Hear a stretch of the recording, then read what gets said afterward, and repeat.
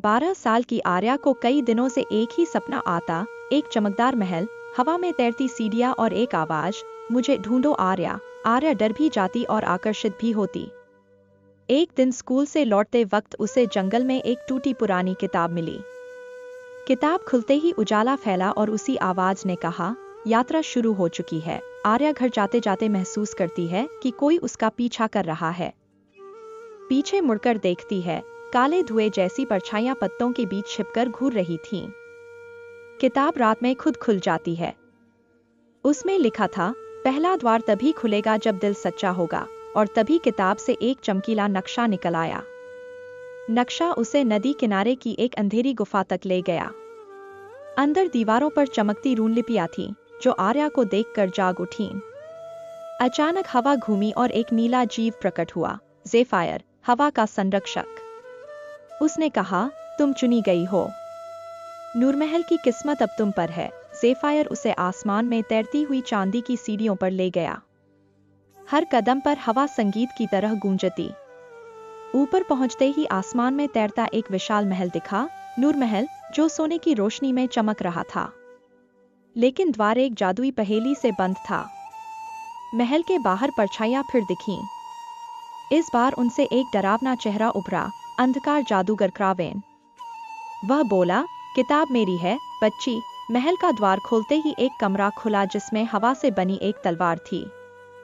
Zephyr बोला, यह नूरमहल की रक्षक तलवार है।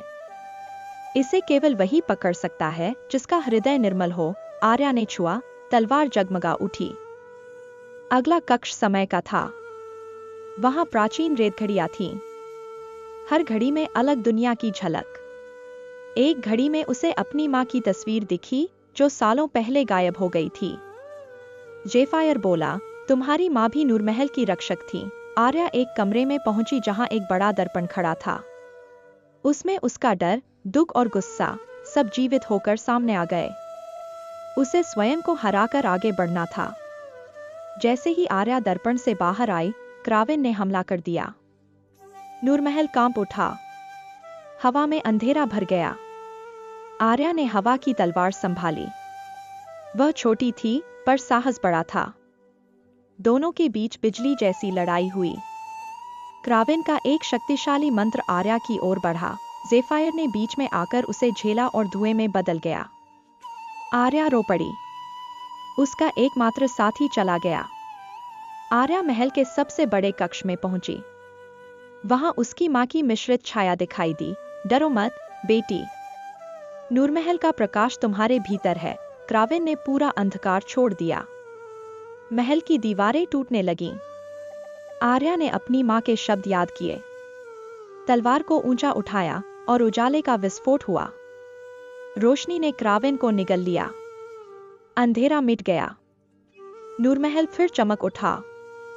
ज़ेफायर भी हवा के फूलों की तरह वापस जाग उठा। महल ने आर्या को अपना नया रक्षक घोषित किया। अब नूरमहल की शक्ति उसके दिल में थी। वह मुस्कुराई, मैं तैयार हूं। नई यात्रा अभी शुरू होती है।